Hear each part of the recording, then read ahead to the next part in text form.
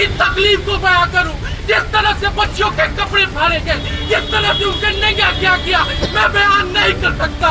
जिस तरह से सरकार ने कोहराम दिया है, जिस तरह उन्हें खूनों से नहाया है, उस सरकार को जाने का वक्त आ गया है। इन्हीं बातों के साथ अपने बात को खत्म करता हूँ। जय हिंद, जय भारत।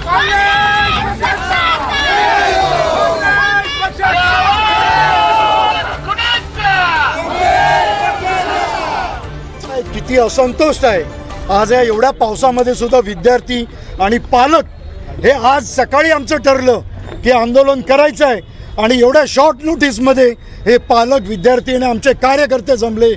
सर्वप्रथम मी त्यांचा आभारी आहे।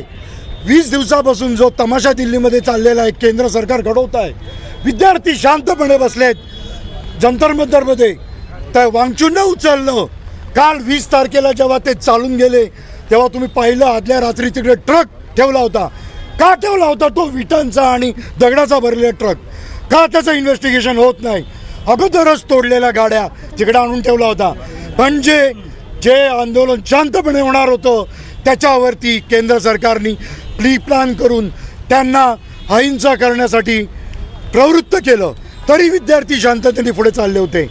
बारलं लेकींच्या छातीवर त्यांचे कपडे। मी आज एक घाणेरडं चित्र आज इंस्टाग्रामवर पाहिलं। मला ते चित्र बघितल्यानंतर माझ्या अंगावर काटे उभे राहिले की ती माझी भगिनी 16-17 वर्षाची जमिनीवर पडलेली आहे आणि तिचं शर्ट फाडलेलं आहे। किती दुर्दैवी आहे। काँग्रेस सरकार ह्या सगळ्या ह्याच्यासाठी राहुल गांधींनी महिनाभर अगोदरच छात्रों की गूंज म्हणून कार्यक्रम काढला होता। राहुल गांधींना भविष्य कळून चुकलं होतं की असे अन्याय छात्रांच्या विरोधात होणार आणि आम्हाला त्यांची गूंज म्हणून कार्यक्रम करायला सांगितलं होतं। तुम्ही बघितलं असेल 9 दिवस आम्ही MPSCच्या दारात उपोषणाला बसलो होतो।